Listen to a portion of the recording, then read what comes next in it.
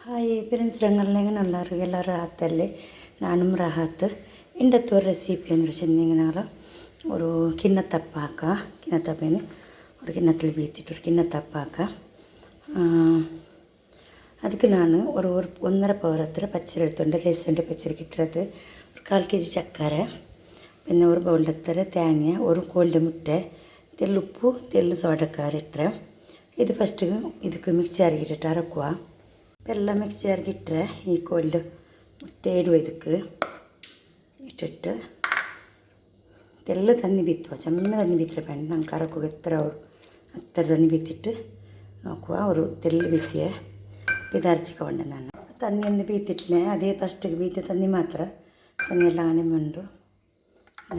ചന്തപ്പള്ളിക്കൽ mix ആക്കിയിട്ട് കൊടുക്കുക ready ആക്കുക പാക്കുറേനായിട്ട് ഒരു 5 ഇഡ്ഡലി ഇടയ്ക്ക് എടുത്തിട്ട് ನಾನು ಇಡ್ಲಿ ಮೋಲ್ಡು ಎಲ್ಲ ಕೊರೆ ಎಲ್ಲ ಬೀತದಕ್ಕೆ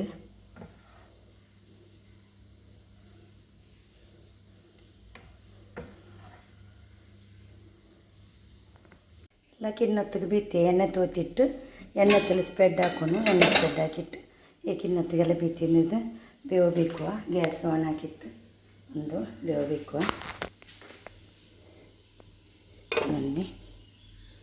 തന്നെല്ലാം വെച്ചാൽ വന്നിട്ടുണ്ട്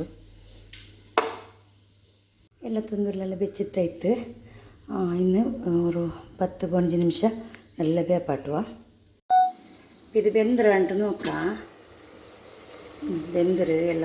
ಬಂದರೆ ನೆಡಕ್ರೆ ಮಕ್ಕಳು ಚಂದ ಪಲ್ಲೆ ಬೆಂದ್ರೆ ಇದು ಕೈಕೊಂದು ಅಂಟಲ್ಲ ಇಂತೆಲ್ಲ ಚಪ್ಪೆ ಎಲ್ಲ ನೆತ್ತು ಕಾಟ್ರೆ ನಾನು ಮಕ್ಕಳು ಚಪ್ಪೆಲ್ಲ ಇತ್ತು ಮಕ್ಕಳು ಸ್ಪಾಂಜಿ ಪಲ್ಲೆ നല്ല ಉಂಟದ